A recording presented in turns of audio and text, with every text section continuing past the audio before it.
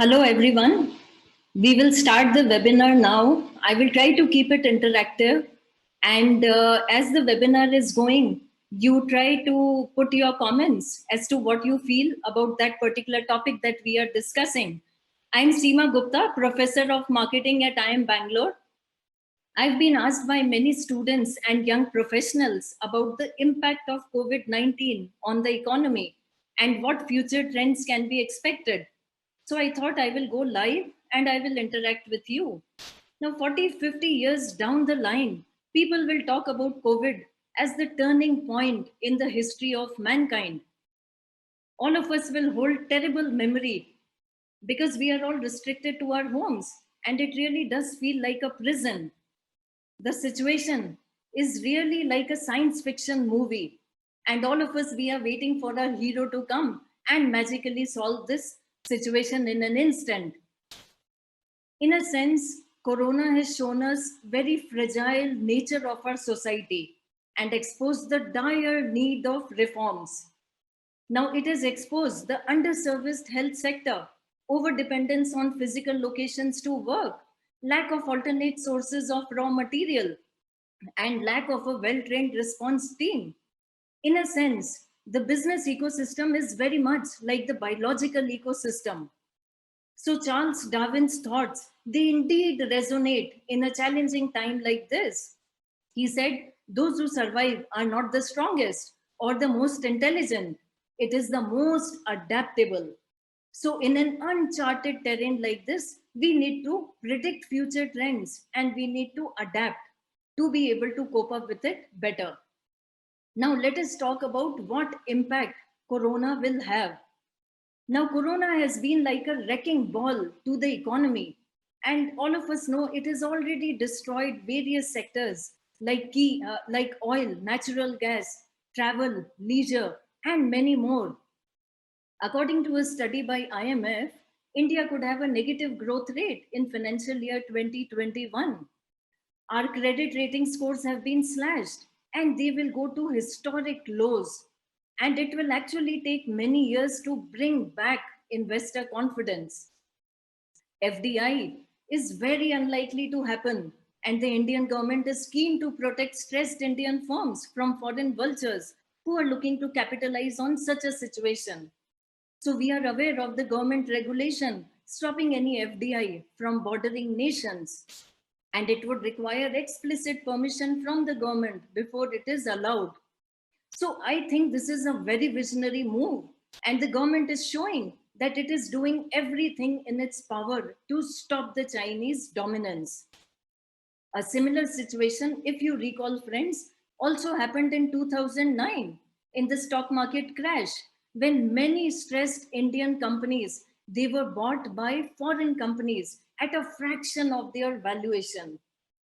So in a time like this, it is very important for us to take measures and to safeguard our startups and small and mid-cap companies because they are the major carriers of our large domestic economy. So Indian economy is expected to lose over 32,000 crores a day until the lockdown continues. Prime Minister has already announced 20 lakh crore stimulus to help revitalize the economy. RBI has pledged $52 billion to help the suffocating healthcare and food security systems. India has sought the help of World Bank and Asian Development Bank for short-term loans because liquidation will be a difficult task in these circumstances.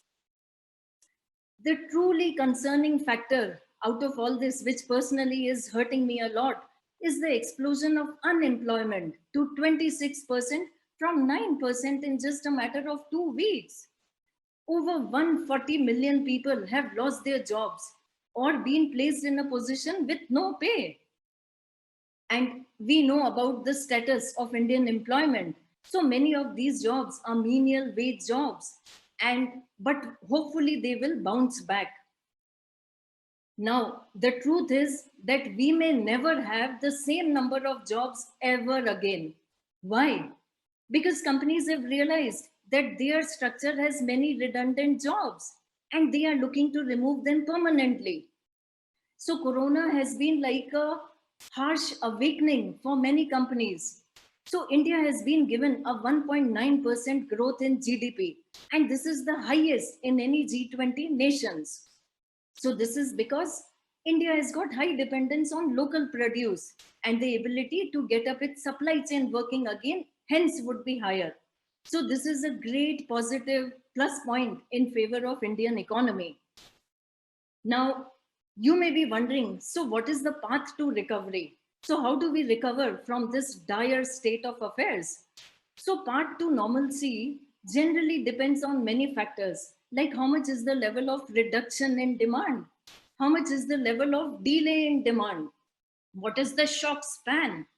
And what is the amount of structural damage? Now, the question is that how is this crisis different? So is it similar to other crises or is it different?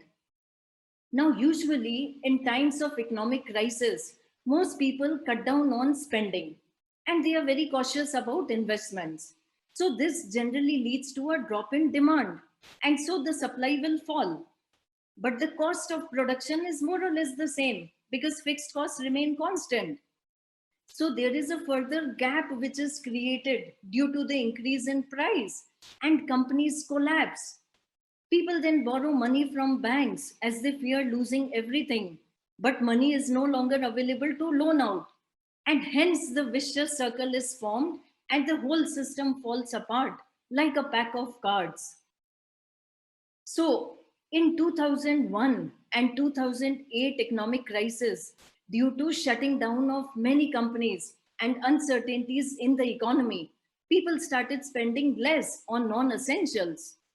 In response, government enacted large fiscal stimulus packages because it wanted to encourage consumption and offset the reduction in private sector demand. Now government gave fixed buying rates for agrarian products and major tax breaks and resources to help reduce loans. Now we have seen government and financial institutions, they are taking similar actions and these actions include cutting interest rates. But this time it doesn't seem to work. So do you want to comment why this crisis is so different? So why whatever worked for us in 2001 and 2008 may not work this time? Now the major difference is that this time it implies a supply shock as well as demand shock. So there is shock on both the sides. So we need measures to boost both the sides. And many supply chains have gone haywire. Many companies, they have not been able to source their raw material and they are in a state of paralysis. So they are completely taken aback. So even with more fiscal stimulus, people and companies, they are unlikely to spend more money. Most manufacturers will still struggle to cope with the impact on their manufacturing and supply chain because we are still encouraged to stay home. So basically the ongoing battle with corona has to be fought as well as the economic war. So right now we are fighting two battles. We are fighting a health war and then we are fighting an economic war. And both are important. So we cannot risk going into another big depression, which could take decades to recover. So now, what do you think, friends, is the solution to this? So like we are discussing these days, that open up the economy. So would opening up the economy solve the crisis and avert the recession? Now, this is a question which I get asked often by many people. And you could say that the answer is rather simple. You just open up the economy and take the needed safety requirements. But this is a common misconception. Why? Because a vaccination or a medicine is a possibility only in distant future. The nature of the virus makes it incredibly difficult to predict. Any cure is at least 1 year away realistically. So now what we have to do is we have to learn to live with this virus. It has to become like a companion. So basically the current situation is a double-edged sword. If we open too late, the economy is in tatters. And if we open too early, then people are in grave danger. So having said this, it makes no sense to me to open before the virus reaches its peak, because getting people out there would only push them to an early grave. And we cannot make that blunder because we have dense population. So once people start going to hospitals, we don't have enough capacity to take care of them. So about 80% of India lives from paycheck to paycheck. So obviously people are agitating and they are putting pressure on government to open, because it is very simple for them: no work, no food. So despite the government's and many NGOs' best efforts, many will go hungry. So while it is important to help them out with our best relief efforts, but opening the economy will have a devastating effect, because many of these people have no access to proper health care and they come in contact with so many people, which could cause an explosion in cases. Now, if you just look at the recent past, this is what happened in Chennai's Coimbatore market. Despite warning from many experts, it was opened, and the number of cases has increased by over 50% in a matter of few days. So let us imagine a scenario where we open the economy and then we manage to kickstart a few companies and we force employees to, and basically when we are forcing employees to work, we are exploiting their weak economic status. Now that will only give an illusionary increase in employment, but what it is actually doing is putting us at a real risk of a long recession. So people will work, but unless people start spending money, there will be no point in increasing supply. Now, if all the malls are closed, shops, entertainment area, hotels, they are going to be closed, then literally there is no demand. Now we have seen USA has already made this fatal mistake. They acted like there is no threat. And many blue collar workers, they were forced to work. And what followed was a massive spike in cases, and they came to a perilous situation. So basically, what I feel is that we have to look at reducing the trade off between economy and health. However, this is easier said than done. But I have great faith in our government and hope that they will make the right call. Now, let us look at some new trends and impacts which are brought about by Corona. So, would you want to comment that what are the new trends which you are seeing in your environment? What impact Corona is having? What future trends you are predicting? So, number one trend which we are seeing is automation. Now, this happens after every slowdown because it's very simple. If our job can be done by a piece of code or a machine, then we will be fired sooner than later.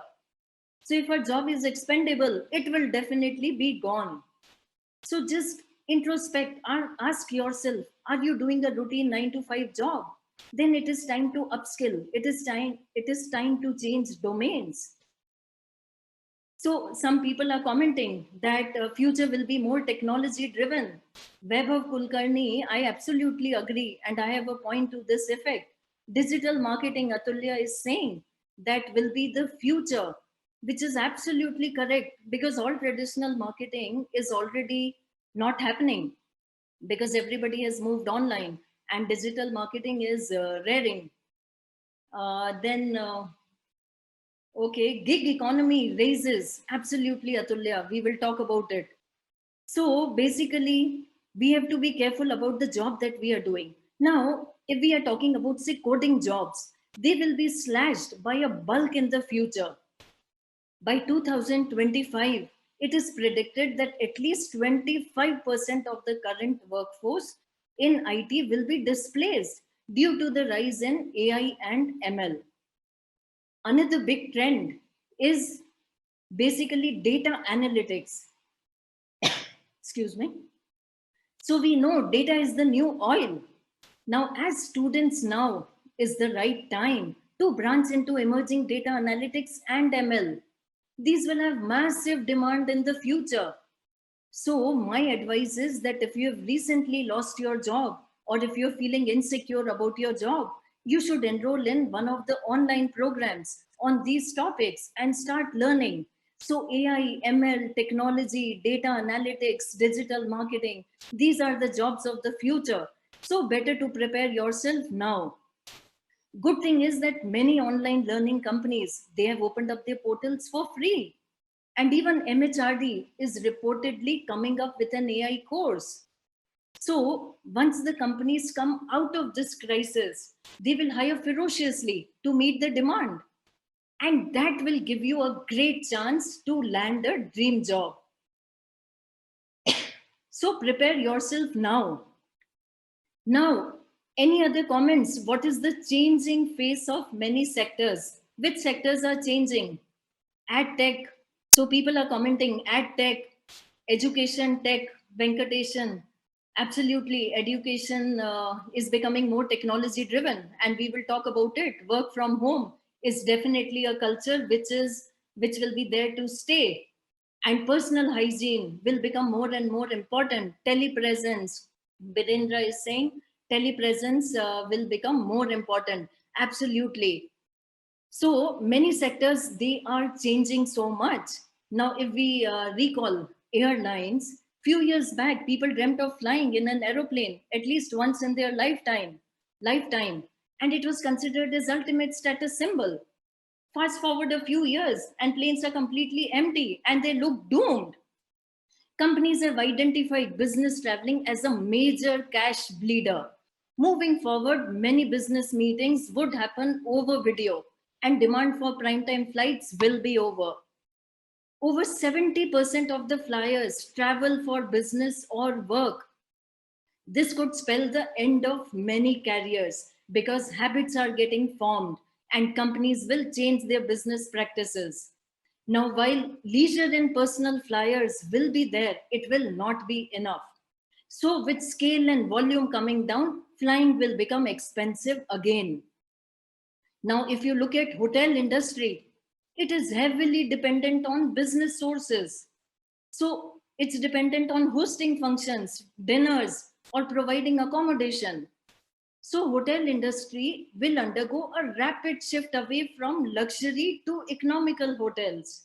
So what we are predicting is that companies like Airbnb, Oyo, they would be preferred and they are likely to grow a lot in the next few years. So tourism industry is hit badly, supply chain is hit badly. So people are commenting, consulting jobs are unaffected. Yes, consulting jobs, we will discuss more, Balakrishnan. Consulting jobs, freelancing, they will rise in future because the days of permanent employment may be over.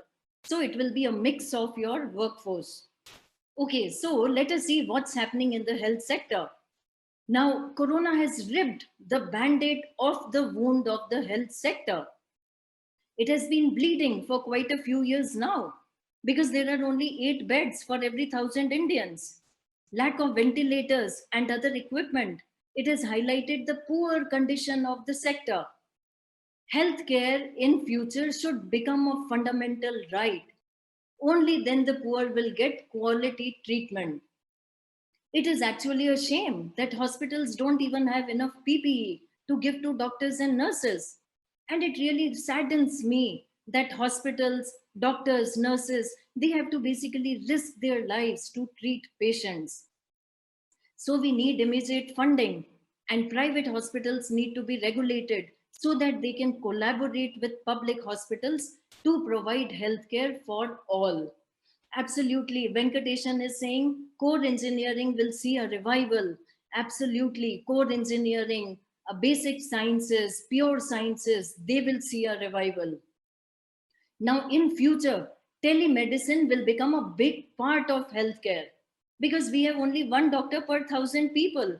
So finding a doctor is incredibly hard, especially in rural areas. So in future, we will be able to book appointments on Skype. AI will be used for accurate diagnosis. Now, another interesting trend is rise in investment in research and technology. Now, imagine a time like this without a phone and internet. Now, that will be truly cruel. And some would say it was like a jail. Now, this is how much we have become dependent on internet. So there are roadblocks. Now, although we have become dependent on internet and we need technology, but it does not mean that the world is always encouraging technology and fostering new innovations. So there are many roadblocks and a fundamental opposing attitude against new cutting edge technology. So this will end here. Now, often new technology is slowed by various powerful corporates and government because it can affect their revenue. So scientists and researchers, they have been warning us for a long time about impending ecological disaster and the spread of new super viruses in the future, but nobody paid attention to them. So now scientists will again find a voice. The Indian government is finally becoming tech savvy with Arogya Setu app.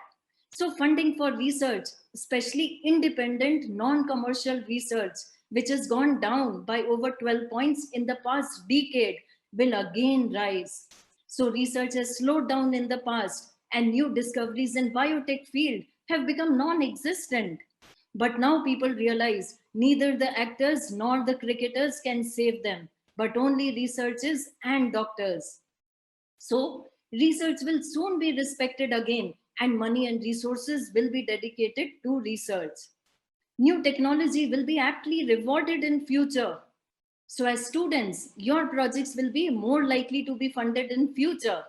So, if you go for new technology, innovation, new ideas, it will have more years in future. So, all right. So, next impact is on the jobs. So, let us see what are some new age jobs which are emerging. If you think that the job market would be the same after Corona, you could not be more wrong, friend, unfortunately. So, Corona has exposed the redundant jobs, and companies will look to change the hierarchy. Companies are looking to change the hierarchical structure because it creates a lot of unneeded profiles. It creates a lot of unneeded positions. They will look to remove middle management completely. Now, this is something that has been coming for a long time because right after 2008 crisis, many companies realized that there are too many managers which are not just waste of money, but also they have more management, but also companies that had more management roles, they had lesser creativity, they had more top down approach, and they were highly lacking in adaptability. So in future, we will see self-created teams that will collaborate and that will be given complete freedom to work. They will no longer be full-time employees, but it will be a mixture of consultants, freelancers, interns, part-timers. Please comment, are you seeing these trends already? So what do you think? What will be the role of internship? What will be the role of freelancing? What will be the role of having, what will be the future of having mixed teams? Now you will no longer be required to have deep knowledge of only one domain, but you need to have a mixture of recyclable skills that will help you retain your job.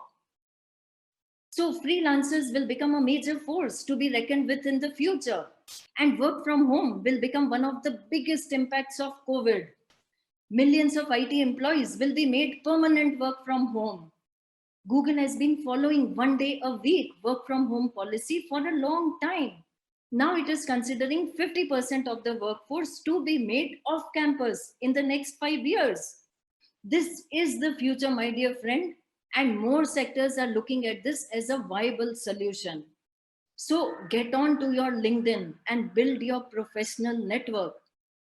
It is in times like these that your network will be of great help and help you find a job. So invest time on LinkedIn, build connections with people who can help you find jobs, and reach out to as many people as possible. Now, do you have an idea you want to pursue? Okay, let me take some comments. We are already seeing the trends. Venkateshan is saying, just in time. Absolutely, this is a very good insight. So instead of keeping a lot of inventory, we should have a just in time inventory. So our supply chains are more efficient. Lot of opportunities will open up. Co-working spaces, co-working spaces, uh, Avnika. So co-working spaces will become more and more fragmented and sort of decentralized. So companies, instead of having big offices which can house thousands and lakhs of people, will go for smaller offices which will be like shared office space. And so it will reduce the risk of corona and promote social distancing. So, what other impact? Now, if you have an idea to pursue, it's a great time to be on the startup wagon and employ yourself. In times like this, self employment is the best option to generate a steady income. You can use various incubation centers in top colleges. Even IMB has a very good incubation center, NSR Cell, so NS Raghavan Center. So if you have a great startup idea, utilize this time and incorporate your startup idea into one of these incubation centers. Uh, Cookie Boy is saying even corporate firms are laying off and they are deferring their offers. And I am then, what about the tier 2 and 3 college grads? Yeah, absolutely. This is a very difficult reality. I know many students who have been telling me that their offers have been, joining has been deferred till September. And there is an undercurrent of more and more layoffs and offers. Many people who are doing internship, they may not get a PPO. So even first year students who are doing internship, it's a lost opportunity for them because they won't be able to convert their internship into PPO.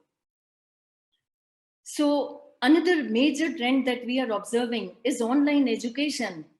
Now, any comments? What do you think is the impact for online education? What worked in the past? What didn't work in the past? Because edutech companies have been around for a long period of time. Byju's has been around, and Topper and many other companies, edX, Coursera, they have been around. So, what do you think is the experience with edutech companies, online education? So, quickly comment. I'll incorporate your comment as we go along. Now, it has become absolutely normal to conduct a Zoom or a Skype class. PPT and PDF, they have become new textbooks. Making presentations and videos have become the new assignments.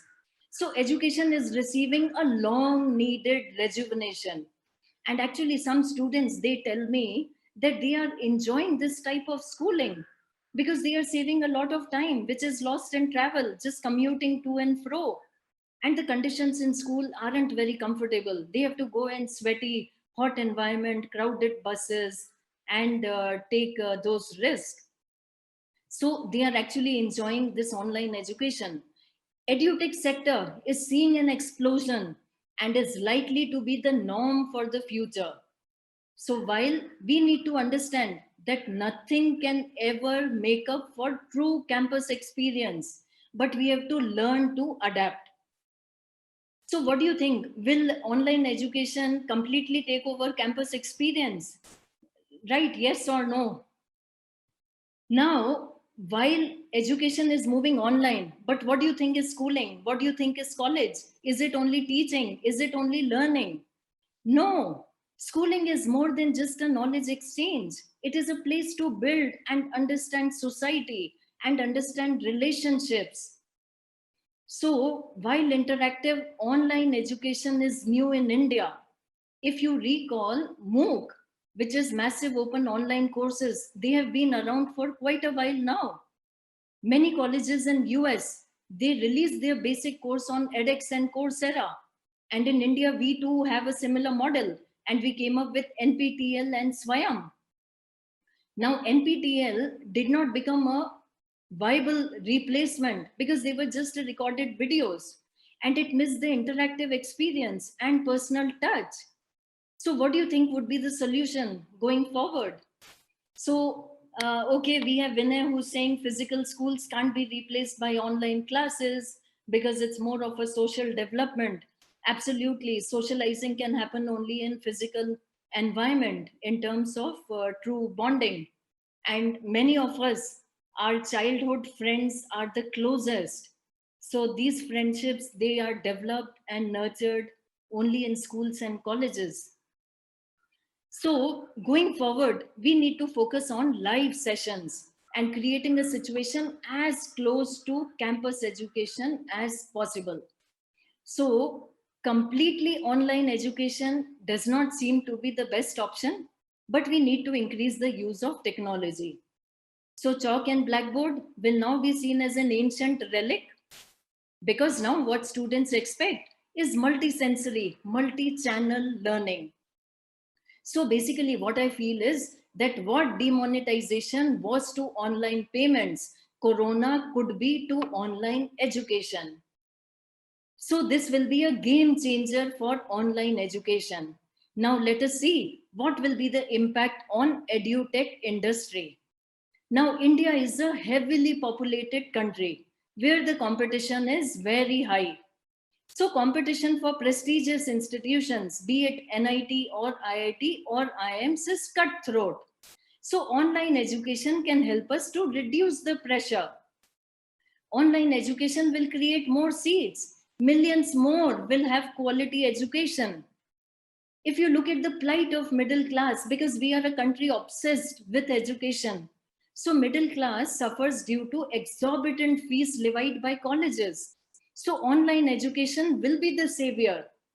Now, how much do you think a 4-year BTech program cost? It costs 20 lakhs. MBBS costs 75 lakhs. Now, this could potentially become a fraction of the fees as online education is cheaper and scalable.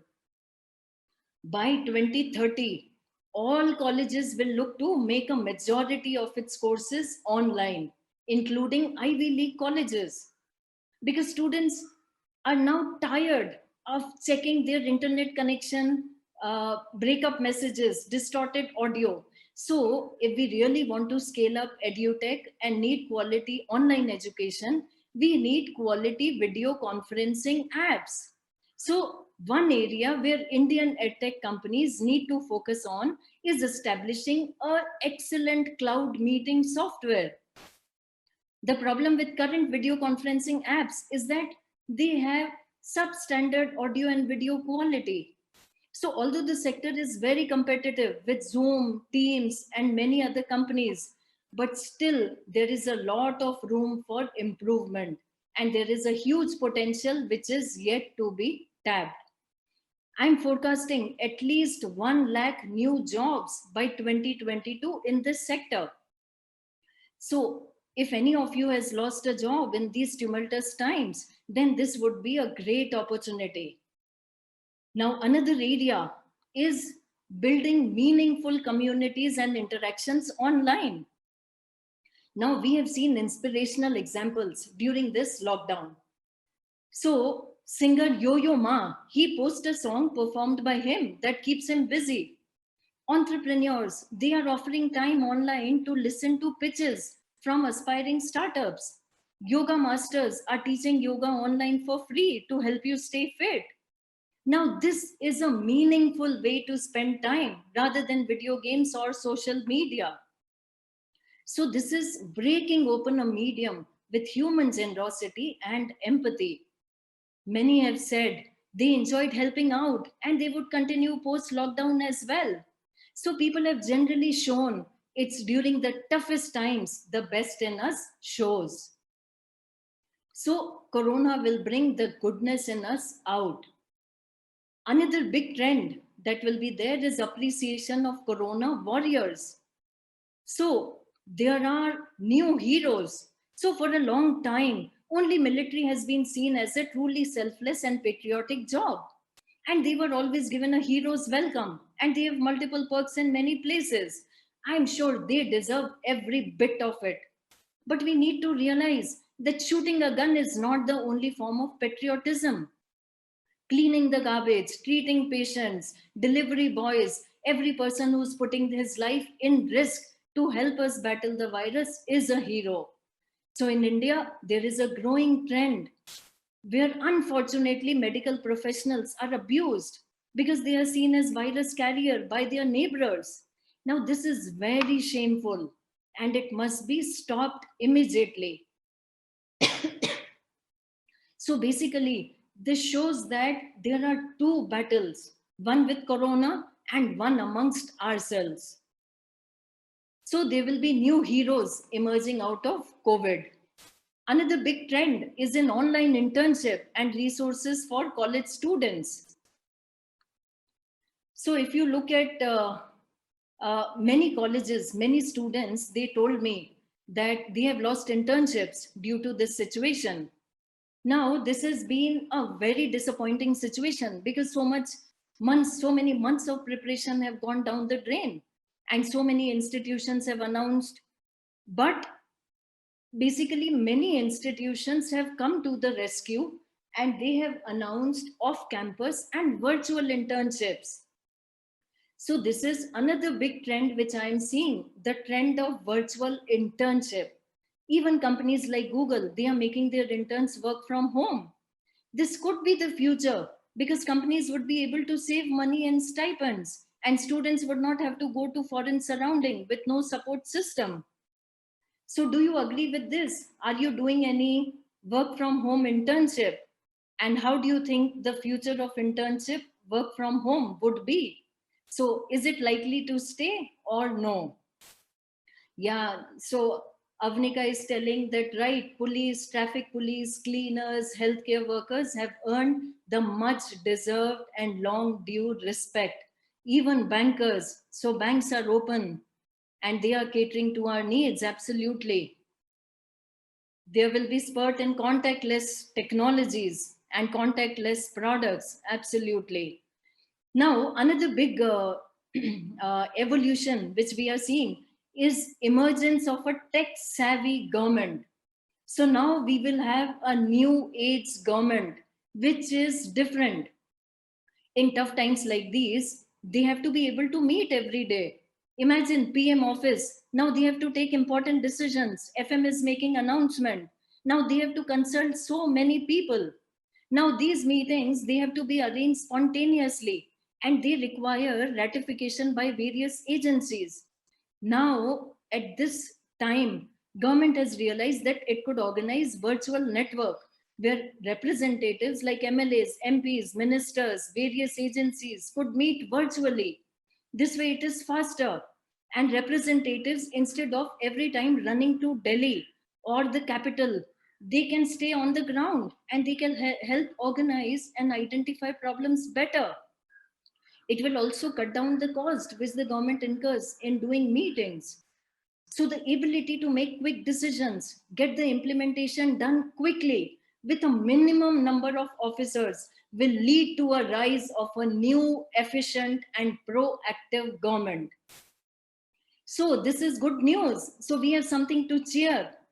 Government, we will see the future government will be very different. It will be more efficient. It will be more tech savvy and it will know how to work with less number of people. It will know how to implement in quick time and it will know how to keep its feet on the ground. So at an uncertain economic time like this, there is nothing better than a steady government job. And so government jobs will be more sought after. Many people are already realizing the risk inherent in private sector jobs. So jobs in bureaucracy, jobs in education, teaching, we will see a rise in these jobs which are more stable.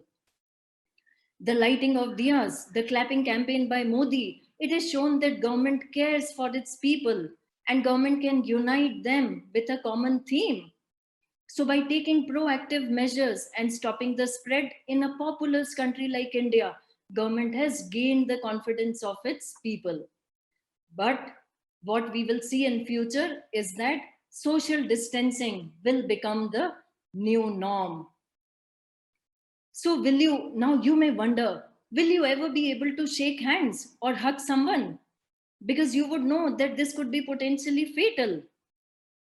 How long do you think it will take for fear to go away?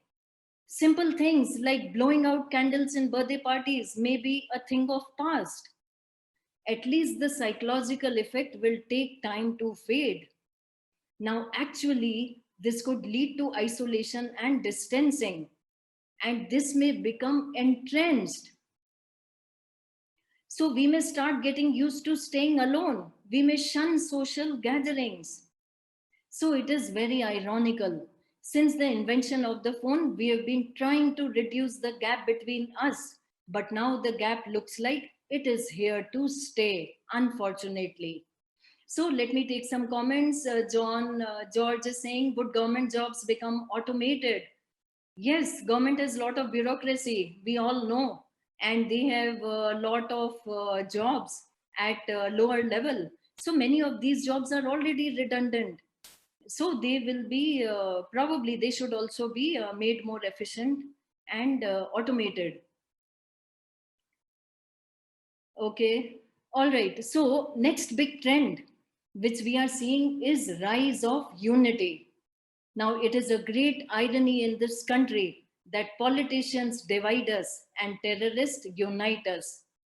Very often, the best reason to be united is a common enemy.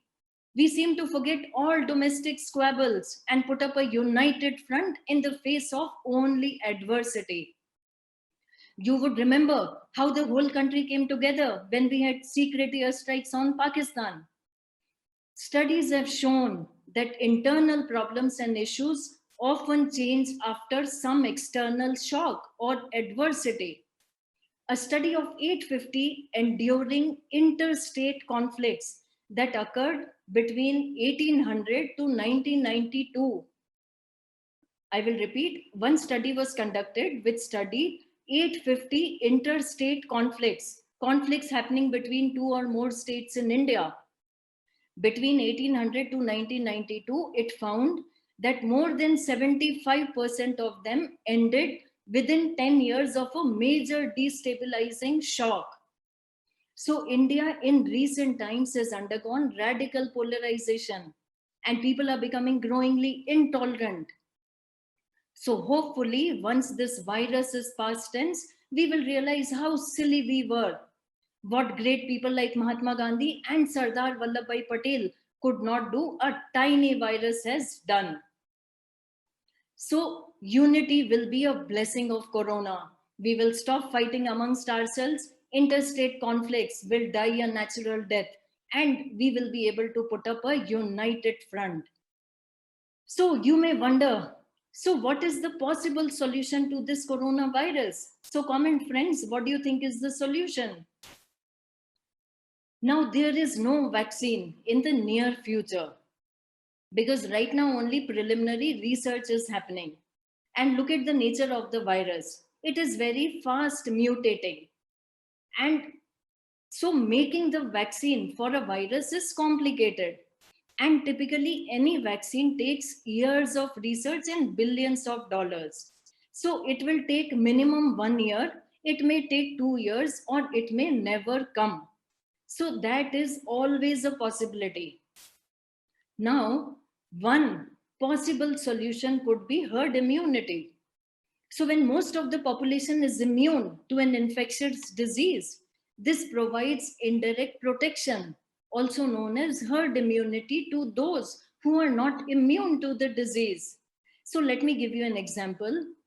Let's say if 80% of the population is immune to a virus, then 4 out of 5 people who encounter someone with a disease would not get sick and they will not spread the disease any further. So in this way, the spread of infectious disease is kept under control. So depending on how contagious the infection is, usually 70 to 90% of the population needs immunity to achieve herd immunity. If you remember, diseases like measles and mumps, they were reduced by this phenomenon only.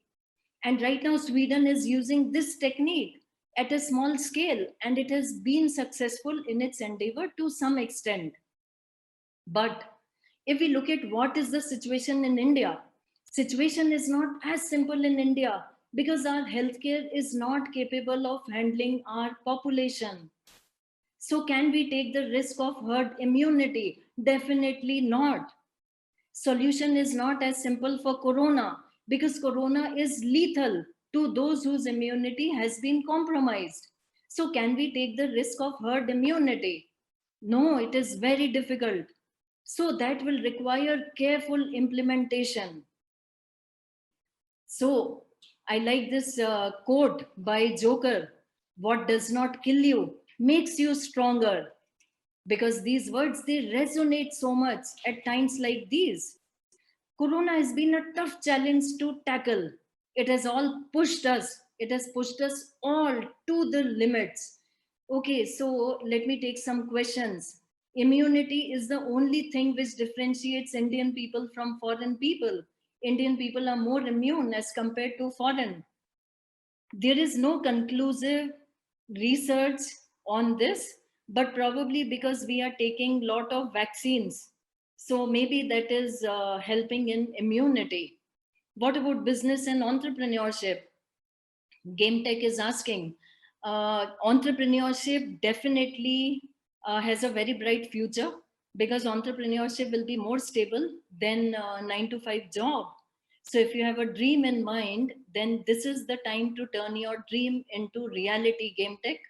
So work on your business idea, and business will take time to rebound. Actually, only in July we will get to know the real numbers of business, because then quarterly results will start to come out. So we will know what does the balance sheet look like, what does the P&L of listed companies look like. So how much sales has gone down, how much profits have declined, how much is the cash flow. So real numbers will come in July. So right now we are all doing a conjecture. So now it is, so basically Corona has pushed us to the limits. Now you can connect with me on social media to carry on the dialogue further, because this is a topic which connects, which resonates with all of us.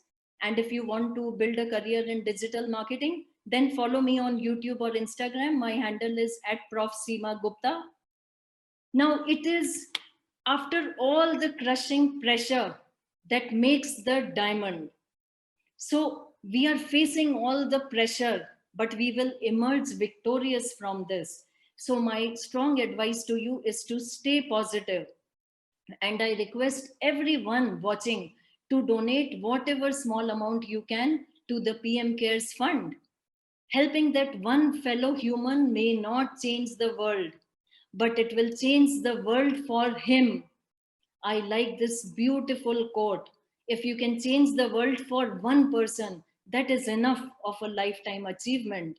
I hope you found the session useful, and thank you so much for listening so patiently. And connect with me on social media. I will take some questions if you have. So somebody is asking, Bhagyashri is asking, any thoughts on agriculture sector? Actually, I feel agriculture sector will see a boom, because now migrant workers who have gone back, 50% will not return, at least for next 6 months, because they are fearing for life, because they have too much uncertainty in metros. So they will just stay put in their hometowns. So they will focus on agriculture, they will grow, they will try to market. So then they should try to use technologies to increase the production and use more scientific methods. Please also donate blood. Avnika is telling there is an acute shortage. Yes, absolutely. That is a very good suggestion. Please donate blood if possible during these times. Somebody is saying you're not Srikar is not able to join WhatsApp group. Okay, we will help you out. What is the difference between traditional marketing and digital marketing? So traditional marketing is using TV, print, radio, outdoor. It's using personal selling and direct mail. And digital marketing is all online marketing, social media marketing. It's more cost effective. It's more personalized. It's more targeted. ROI is more. What about flying jobs? Flying sector, unfortunately, is the worst affected. So airlines are badly hit, and the habits will continue to stay. Lot of business travel will be curtailed for the next 1 year, 2 years. After that, it will become a habit because companies would have moved to telepresence and video conferencing, and they would realize that that business travel is a cash bleeder. We must accept finite disappointments but not lose infinite hopes.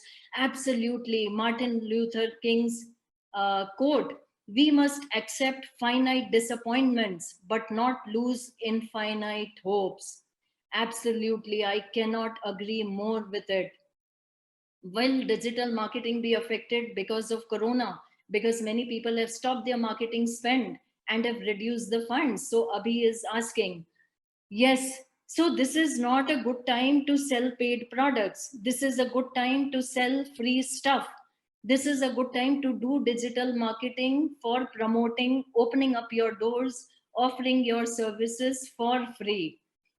Get people to try your product, try your service, like what online education companies have done. They are giving many online courses for free. So earn the goodwill of people. Do not try to make money of them right now. Once you earn the goodwill, later on you can encash the goodwill. At least, so do you think consumption of oil? Yeah, consumption of oil. Actually, because oil prices have gone down and India is a big importer of crude oil, now this would work to our advantage because now we can import in a much cheaper way. So actually, falling down of crude oil prices will help boost the Indian economy.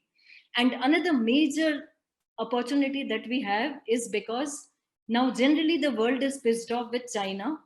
So they want to remove and move away from sourcing from China. So we have a big window of opportunity if we can make India the manufacturing hub, and then we can become a global manufacturing hub. But we'll have to improve the quality of our production. We need to produce consistent quality, and we need to use technology. Uh, which apps are good for learning digital marketing or other learning skills? I like, edX is good, Udemy is also good. You can check out my blog articles on profseema.com. Lot of free articles are there on latest things. Liquor sales will drop. Liquor sales will drop. So we have already seen what happened to liquor. It didn't drop, it only increased. People made long queues. So I'm not so sure liquor sales will drop, but government wants liquor to sell because government is short of funds, and nobody is paying taxes because transactions are not happening, sales is not happening. So government does not have revenues, does not have income to give all the stimulus that the economy needs. So government is on a borrowing spree. So government will try to open up sales of liquor and other items whose demand is inelastic, and which attract heavy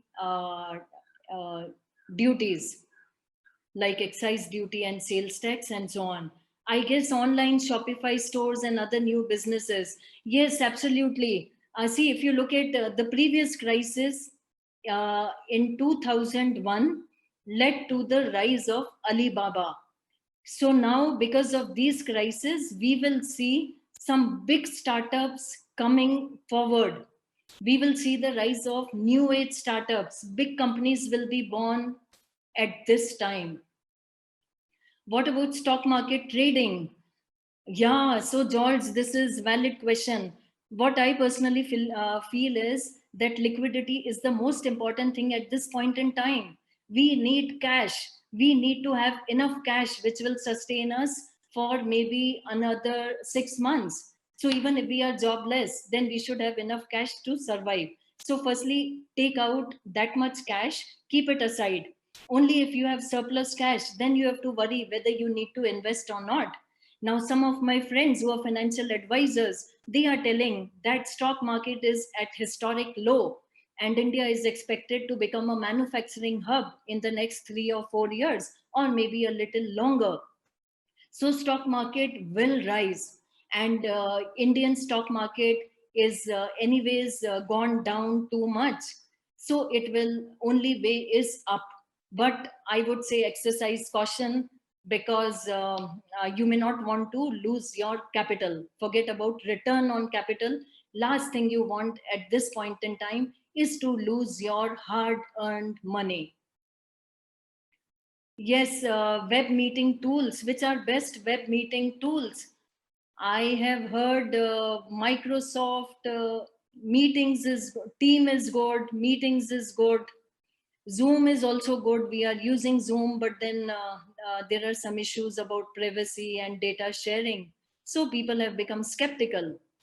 Real estate sector. Actually, this is a difficult sector to be in, because the laborers, they have already gone, migrant laborers, they have already gone back to their natives. And when uncertainty is there, who will actually invest in real estate? Who will buy an apartment or a flat or a shop? So people will only postpone. So this crisis is bad news for real estate sector. I am sorry to say and feel that. So we got many interesting comments. Which is better, digital marketing versus affiliate marketing? So interesting question. Affiliate marketing has a huge potential in future, particularly immediately after COVID. Many e-commerce companies, they will start delivering. So there will be boom in e-commerce. So if you become an affiliate of e-commerce sites, then it will help you make some money. So affiliate marketing is very good. You can learn digital marketing. You can become an affiliate for some products and earn passive income. It is expected to rise because e-commerce will open up, and it will do much better than brick and mortar stores, because people won't like to go to a mall or a complex, shopping complex. They would rather prefer to place order online. So it's a good time to learn affiliate marketing and set up affiliate marketing.